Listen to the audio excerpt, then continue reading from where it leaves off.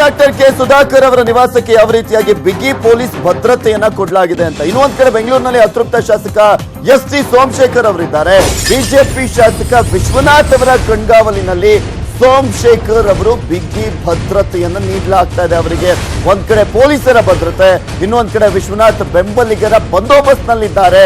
ಎಸ್.ಟಿ.ಎಸ್ ಅಂದ್ರೆ ಎಸ್.ಟಿ. ಸೋಮಶೇಖರ್ ಅವರು ನಿನ್ನೆ ವಿಶ್ವನಾಥ್ ನೇತೃತ್ವದಲ್ಲಿ ತೆರಳಿದ್ರು. ಸೋಮಶೇಖರ್ ಮನೆಗೆ ತೆರಳದೆ ವಿಶ್ವನಾಥ್ ಭದ್ರತೆಯಲ್ಲಿ ಸೋಮಶೇಖರ್ ಅವರು ಇದ್ದಾರೆ. ಯಾಕೆಂದ್ರೆ ಡಿ.ಕೆ. ಶಿವಕುಮಾರ್ ಅವರು ಇದ್ರು, ಅವರು ಮನವೊಲಿಸುತ್ತಾರೆ ಅನ್ನುವ ಭಯದಲ್ಲಿ ಎಸ್.ಟಿ. ಸೋಮಶೇಖರ್ ಅವರು ಹೋಗ್ಲಿಲ್ಲ. ಅವರನ್ನ ಭೇಟಿ ಆಗ್ಲೇಬಾರ್ದು ಅನ್ನುವ ನಿರ್ಧಾರಕ್ಕೂ ಕೂಡ ಬಂದಿದ್ರು. ಅದೇ ಕಾರಣಕ್ಕೋಸ್ಕರ ಮುಂಬೈನಲ್ಲೂ ಕೂಡ ಅವರು ಡಿ.ಕೆ. ಶಿವಕುಮಾರ್ ಅವರನ್ನ ಭೇಟಿಯಾಗಿರಲಿಲ್ಲ.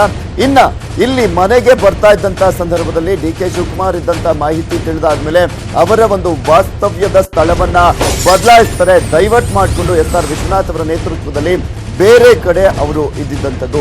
ಸೊ ಈಗ ವಿಶ್ವನಾಥ್ ಅವರ ಕಣ್ಗಾವಲಿನಲ್ಲಿ ಎಸ್.ಟಿ. ಸೋಮಶೇಖರ್ ಅವರು ಇರುವಂತದ್ದು. ಎಸ್.ಆರ್. ವಿಶ್ವನಾಥ್ ಯಲಹಂಕ ಕ್ಷೇತ್ರದ ಬಿಜೆಪಿಯ ಶಾಸಕರು ಇವರ ಭದ್ರತೆಯನ್ನು ನೋಡ್ಕೊಳ್ತಾ ಇದ್ದಾರೆ. ಇದೆಲ್ಲದರ ಬಗ್ಗೆ ಕಂಪ್ಲೀಟ್ ಡೀಟೇಲ್ಸ್ ಅನ್ನ ನೀಡ್ತಾರೆ ನಮ್ಮ ಪ್ರತಿನಿಧಿ ಓಂ ಪ್ರಕಾಶ್ ನೇರ ಸಂಪರ್ಕದಲ್ಲಿ ಜಾಯ್ನ್ ಆಗ್ತಾ ಇದ್ದಾರೆ. ಓಂ ಪ್ರಕಾಶ್, ಎಸ್.ಟಿ. ಸೋಮಶೇಖರ್ ಅವರು ಮನೆಗೆ ಹೋಗ್ಲಿಲ್ಲ, ಎಲ್ಲಿಗೆ ಹೋದ್ರು ಅನ್ನುವ ಪ್ರಶ್ನೆ ಇತ್ತು. ಈಗ ನೀವು ಎಸ್.ಟಿ. ಸೋಮಶೇಖರ್ ಅವರು ಇರುವಂತಹ ಜಾಗದಲ್ಲೇ ಇರುವಂತದ್ದು, ಎಲ್ಲಿದ್ದಾರೆ, ಯಾವ ರೀತಿಯಾದಂತಹ ಭದ್ರತೆಯನ್ನು ನೀಡಲಾಗಿದೆ?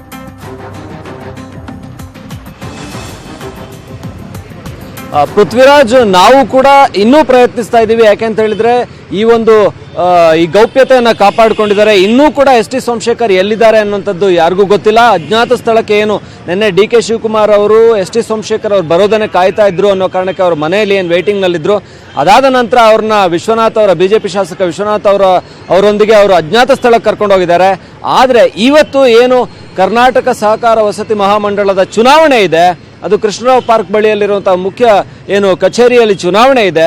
ಅದು ಇಷ್ಟೊತ್ತಿಗಾಗಲೇ ಬರಬೇಕಾಗಿತ್ತು ಎಸ್.ಟಿ. ಸೋಮಶೇಖರ್ ಅವರು. ಅದರ ಅಧ್ಯಕ್ಷರಾಗಿರುವಂತಹ ಎಸ್.ಟಿ. ಸೋಮಶೇಖರ್ ಅವರು ಅದರ ನಿರ್ದೇಶಕರುಗಳ ಆಯ್ಕೆಗೆ ಚುನಾವಣೆ ನಡೀತಾ ಇದೆ. ಸೊ ಹಾಗಾಗಿ ಇಲ್ಲಿ ಬಿಗಿ ಭದ್ರತೆಯನ್ನು ಮಾಡಲಾಗಿದೆ. ನಿನ್ನೆ ಸುಧಾಕರ್ ಅವರಿಗೆ ಆದ ರೀತಿಯ ವಿಧಾನಸೌಧದಲ್ಲಿ ಆದ ರೀತಿಯ ಗೊಂದಲಗಳು ಗಲಾಟೆಗಳು ಆಗಬಾರ್ದು ಅನ್ನೋ ಕಾರಣಕ್ಕೆ ಸ್ವತಃ ಸೌತ್ ಡಿ.ಸಿ.ಪಿ ರೋಹಿಣಿ ಕಟೋಚ್ ಅವರೇ ಇಲ್ಲಿದ್ದಾರೆ. ಸೊ ಪೊಲೀಸ್ ಬಿಗಿ ಭದ್ರತೆಯನ್ನು ಮಾಡಿದ್ದಾರೆ. ಇಲ್ಲಿ ಎಲ್ಲರನ್ನ ಕೂಡ ದೂರ ಕಳಿಸ್ತಾ ಇದ್ದಾರೆ. ಜೊತೆಗೆ ನಿರ್ದೇಶಕರ ಚುನಾವಣೆ ನಡೆಯುತ್ತೋ ಇಲ್ವೋ ಅನ್ನೋ ಅನುಮಾನಗಳು ಕೂಡ ಇದೆ. ಯಾಕೆಂತ ಹೇಳಿದ್ರೆ ಸ್ವತಃ ಅಧ್ಯಕ್ಷರಾದಂತಹ ಎಸ್.ಟಿ. ಸೋಮಶೇಖರ್ ಅವರೇ ಇನ್ನೂ ಬಂದಿಲ್ಲ, ಎಲ್ಲಿದ್ದಾರೆ ಅಂತ ಗೊತ್ತಿಲ್ಲ. ಯಾಕೆಂದ್ರೆ ಈ ಗೊಂದಲ ಮತ್ತೊಮ್ಮೆ ಆಗಬಾರ್ದು.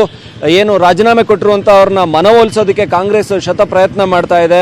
ಸೊ ಹಾಗಾಗಿ ಅದರಿಂದ ತಪ್ಪಿಸ್ಕೋಬೇಕು ಅನ್ನೋ ಕಾರಣಕ್ಕೆ ಇನ್ನೂ ಕೂಡ ಎಸ್.ಟಿ. ಸೋಮಶೇಖರ್ ಇಲ್ಲಿ ಬಂದಿಲ್ಲ. ಸೊ ಇನ್ನು ಬಂದ್ರೆ ಅವರು ಯಾವ ಭದ್ರತೆ ಯಾವ ಮಟ್ಟಿಗೆ ಬರ್ತಾರೆ, ಎಲ್ಲಿಂದ ಬರ್ತಾರೆ ಅನ್ನೋ ಇಲ್ಲಿ ಬಂದ ನಂತರ ಅಷ್ಟೇ ಗೊತ್ತಾಗಬೇಕಾಗಿದೆ. Prithviraj, okay, thank you Om Prakash ನಿಮ್ಮೆಲ್ಲ ಡೀಟೇಲ್ಸ್ಗಾಗಿ. ನೋಡಿದ್ರಲ್ಲ, ಅತೃಪ್ತ ಶಾಸಕರು ಯಾವ ರೀತಿಯಾಗಿ ಭಯದ ವಾತಾವರಣದಲ್ಲಿ ಇದ್ದಾರೆ ಅಂದ್ರೆ ರಾಜೀನಾಮೆ ಕೊಟ್ಟಿರುವಂತಹ ಶಾಸಕರು ಅಂತ. ಇನ್ನ ರಾಜೀನಾಮೆ ಅಂಗೀಕಾರ ತಡೆಯನ್ನ ಪ್ರಶ್ನಿಸಿ ಸುಪ್ರೀಂ ಕೋರ್ಟ್ ಮೆಟ್ಟಿಲೇರಿದ್ರು ರೆಬಲ್ಸ್ ನ ಶಾಸಕರು. ಸುಪ್ರೀಂ ಕೋರ್ಟ್ ತ್ರಿಸದಸ್ಯ ಪೀಠದಲ್ಲಿ ಇಂದು ಮಹತ್ವದ ವಿಚಾರಣೆ ಕೂಡ ನಡೆಯಲಿದೆ. ಇಂದು ಸುಪ್ರೀಂ ಕೋರ್ಟ್ ನಲ್ಲಿ ಅತೃಪ್ತ ಶಾಸಕರ ಭವಿಷ್ಯ ನಿರ್ಧಾರವಾಗಲಿದೆ. ಯಾವ ರೀತಿಯಾದಂತಹ ಆದೇಶವನ್ನ ಕೊಡುತ್ತೆ ಸುಪ್ರೀಂ ಕೋರ್ಟ್ ಅನ್ನೋದೇ ಸಾಕಷ್ಟು ಕುತೂಹಲಕ್ಕೆ ಎಡೆ ಮಾಡಿಕೊಟ್ಟಿರುವಂತದ್ದು. ರೆಬಲ್ಸ್ ಶಾಸಕರ ಅರ್ಜಿ ವಿಚಾರಣೆಯನ್ನ ನಡೆಸಲಿದೆ ಸುಪ್ರೀಂ ಕೋರ್ಟ್. ಶಾಸಕರು ಖುದ್ದು ಹಾಜರಾಗಿ ರಾಜೀನಾಮೆಯನ್ನ ನೀಡಬೇಕಾ, ಈ ಬಗ್ಗೆ ವಿಚಾರಣೆಯನ್ನ ನಡೆಸಲಿದೆ ಸುಪ್ರೀಂ ಕೋರ್ಟ್. ಖುದ್ದಾಗಿ ಹಾಜರಾಗಬೇಕಾ ಅಥವಾ ಜಸ್ಟ್ ಫ್ಯಾಕ್ಸ್ ಮಾಡಿದ್ರೆ ಸಾಕ, ಅಥವಾ ಯಾರಾದ್ರೂ ಮುಖಾಂತರನೇ ರಾಜೀನಾಮೆ ಪತ್ರವನ್ನ ರವಾನಿಸಿದ್ರೆ ಸಾಕ? ಸ್ಪೀಕರ್ ಅಧಿಕಾರದ ವ್ಯಾಪ್ತಿಯ ಬಗ್ಗೆಯೂ ಕೂಡ ವಿಚಾರಣೆಯನ್ನು ಮಾಡಲಾಗುತ್ತೆ. ತಮ್ಮ ಅರ್ಜಿಯಲ್ಲಿ ಅಸಮಾಧಾನವನ್ನು ವ್ಯಕ್ತಪಡಿಸಿದ್ದಾರೆ ಅತೃಪ್ತ ಶಾಸಕರು. ಅತೃಪ್ತರ ಪರ ಹಿರಿಯ ವಕೀಲ ಮುಕುಲ್ ರೋಹಟಗಿ ಅವರು ವಾದವನ್ನ ಮಂಡಿಸಲಿದ್ದಾರೆ. ಏನೆಲ್ಲ ಕಾರಣಗಳು ಈ ಅತೃಪ್ತ ಶಾಸಕರು ನೀಡ್ತಾ ಇದ್ದಾರೆ ಅನ್ನೋದ್ರ ಬಗ್ಗೆನೂ ಕೂಡ ನಿಮಗೆ ತೋರಿಸ್ತಾ ಇದ್ವಿ ಗ್ರಾಫಿಕ್ ಪಾಯಿಂಟ್ಸ್ ನಲ್ಲಿ. ಈ ಕುರಿತಂತೆ ಹೆಚ್ಚಿನ ಡೀಟೇಲ್ಸ್ ಅನ್ನ ನೀಡ್ತಾರೆ ನಮ್ಮ ಪ್ರತಿನಿಧಿ ಧರಣೀಶ್, ನೇರ ಸಂಪರ್ಕದಲ್ಲಿ ಜಾಯ್ನ್ ಆಗ್ತಾ ಇದ್ದಾರೆ. ಎಸ್ ಧರಣೀಶ್, ಇವತ್ತು ಎಲ್ಲರ ಚಿತ್ತ ಸುಪ್ರೀಂ ಕೋರ್ಟ್ ನತ್ತ ನೆಟ್ಟಿರುವಂತದ್ದು. ಸೊ ಏನಾಗಬಹುದು ಅನ್ಸುತ್ತೆ? ಎಷ್ಟು ಗಂಟೆಗೆ ವಿಚಾರಣೆಗೆ ಬರುತ್ತೆ ಈ ಒಂದು ಅರ್ಜಿ?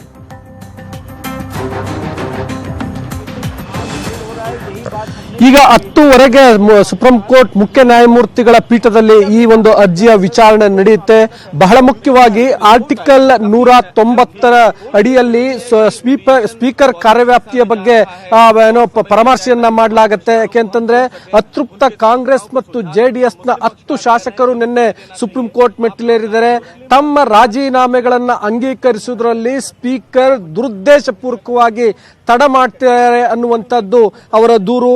ಹಾಗಾಗಿ ಸ್ಪೀಕರ್ ಅವರು ರಾಜೀನಾಮೆಯನ್ನ ಅಂಗೀಕರಿಸುವ ಅಥವಾ ತಿರಸ್ಕರಿಸುವ ಕಾರ್ಯವ್ಯಾಪ್ತಿಯ ಬಗ್ಗೆ ಇವಾಗ ಚರ್ಚೆ ಆಗಬೇಕಾಗತ್ತೆ. ಸುಪ್ರೀಂ ಕೋರ್ಟ್ ಅದನ್ನ ಪರಾಮರ್ಶಿಸಬೇಕಾಗತ್ತೆ. ಈ ಅತೃಪ್ತ ಅರ್ಜಿದಾರರ ಪರವಾಗಿ ಹಿರಿಯ ವಕೀಲ ಮುಕುಲ್ ರೋಟಗಿ ವಾದವನ್ನ ಮಂಡಿಸಲಿದ್ದಾರೆ. ಆದ್ರೆ ಈಗ ಪ್ರತಿವಾದಿಗಳಾದಂತಹ ರಾಜ್ಯ ಸರ್ಕಾರ ಇರ್ಬೋದು, ಸ್ಪೀಕರ್ ಇರ್ಬೋದು, ಮುಖ್ಯಮಂತ್ರಿ ಇರ್ಬೋದು ಅಥವಾ ಕೇಂದ್ರ ಸರ್ಕಾರ ಇರ್ಬೋದು, ಇವ್ರು ಯಾರಿಗೂ ಕೂಡ ಇಲ್ಲಿವರೆಗೆ ಸುಪ್ರೀಂ ಕೋರ್ಟ್ ನೋಟಿಸ್ ಅನ್ನ ಸರ್ವ್ ಮಾಡಿಲ್ಲ. ಹಾಗಾಗಿ ಕೇವಲ ಅತೃಪ್ತ ಶಾಸಕರ ವಾದವನ್ನಷ್ಟೇ ಆಲಿಸಿ, ಅಂದ್ರೆ ಅವರ ಪರವಾಗಿ ವಾದ ಮಾಡುವಂತಹ ಮುಕುಲ್ ರೋಟಿ ಅವರ ವಾದವನ್ನ ಆಲಿಸಿ ಸುಪ್ರೀಂ ಕೋರ್ಟ್ ಡೈರೆಕ್ಷನ್ ಅನ್ನ ಕೊಡಬೇಕಾಗತ್ತೆ. ಅಂದ್ರೆ ಸ್ಪೀಕರ್ ಈಗ ಕೂಡಲೇ ರಾಜೀನಾಮೆಯನ್ನ ಅಂಗೀಕರಿಸಿ ಅಥವಾ ತಡ ಮಾಡುವಂತದ್ದು ಅವರಿಗೆ ಬಿಟ್ಟದ್ದು, ಅದು ಸ್ಪೀಕರ್ ಅವರ ಪರಮಾವಧಿ ಅಧಿಕಾರಕ್ಕೆ ಬಿಟ್ಟಿದ್ದು ಅನ್ನುವಂತ ನಿರ್ಧಾರವನ್ನ ತೆಗೆದುಕೊಳ್ಬಹುದು. ಸುಪ್ರೀಂ ಕೋರ್ಟ್ ಯಾವ ನಿರ್ಧಾರವನ್ನ ತೆಗೆದುಕೊಳ್ಳುತ್ತೆ, ಯಾವ ರೀತಿಯ ಆದೇಶವನ್ನ ಮಾಡುತ್ತೆ ಅನ್ನುವಂಥದ್ದು ನಿಜಕ್ಕೂ ಕೂಡ ಬಹಳ ಮಹತ್ವವಾದದ್ದು ಮತ್ತು ಕುತೂಹಲಕಾರಿಯಾದದ್ದು. ಯಾಕೆಂದ್ರೆ ಇಲ್ಲಿ ಸುಪ್ರೀಂ ಕೋರ್ಟ್ ನೀಡುವಂತಹ ತೀರ್ಪು ಕರ್ನಾಟಕದಲ್ಲಿ ಮುಂದಿನ ರಾಜಕೀಯ ಬೆಳವಣಿಗೆಗಳಿಗೆ ನಾಂದಿ ಆಡುತ್ತೆ. ಅದು ಯಾವುದೇ ರೀತಿಯ ತೀರ್ಪು ಬಂದರೂ ಕೂಡ, ಫಾರ್ ಎಕ್ಸಾಂಪಲ್ ಅದು ಸ್ಪೀಕರ್ ಅವರಿಗೆ ಬಿಟ್ಟದ್ದು, ಸ್ಪೀಕರ್ ಕಾರ್ಯವೈಖರಿ ಅಥವಾ ಅವರ ವ್ಯಾಪ್ತಿ ಅಥವಾ ಅವರ ಪರಮಾಧಿಕಾರಕ್ಕೆ ನ್ಯಾಯಾಂಗ ಮೂಗು ತೂರ್ಸಲ್ಲ ಅನ್ನುವಂತ ತೀರ್ಪು ಬಂದ್ರೂ ಕೂಡ ಅದು ಬೇರೆ ರೀತಿಯ ರಾಜಕೀಯ ಚಟುವಟಿಕೆಗಳಿಗೆ ಮುನ್ನುಡಿ ಬರೆಯುತ್ತೆ. ಅಥವಾ ರಾಜೀನಾಮೆಯನ್ನ ಅಂಗೀಕರಿಸಲೇಬೇಕು ಅನ್ನುವಂತ ತೀರ್ಪು ನೀಡಿದ್ರೂ ಕೂಡ ಅಲ್ಲಿ ದೊಡ್ಡ ಸಂಚಲನ ಆಗತ್ತೆ. ಹಾಗಾಗಿ ಈ ತೀರ್ಪು ಬಹಳ ಮಹತ್ವವನ್ನು ಪಡ್ಕೊಂಡಿದೆ. 10:00ವರೆಗೆ ಆರಂಭ ಆಗುವಂತಹ ವಿಚಾರಣೆ ಸ್ವಲ್ಪ ಹೊತ್ತಿನಲ್ಲಿ, ಅಂದ್ರೆ 10:45 ನಮಗೆ ತೀರ್ಪು ಬರುವಂತಹ ಸಾಧ್ಯತೆಗಳು ಇದಾವೆ. Prithviraj, okay, thank you Dharanish ನಿಮ್ಮೆಲ್ಲ ಡೀಟೇಲ್ಸ್ಗಾಗಿ.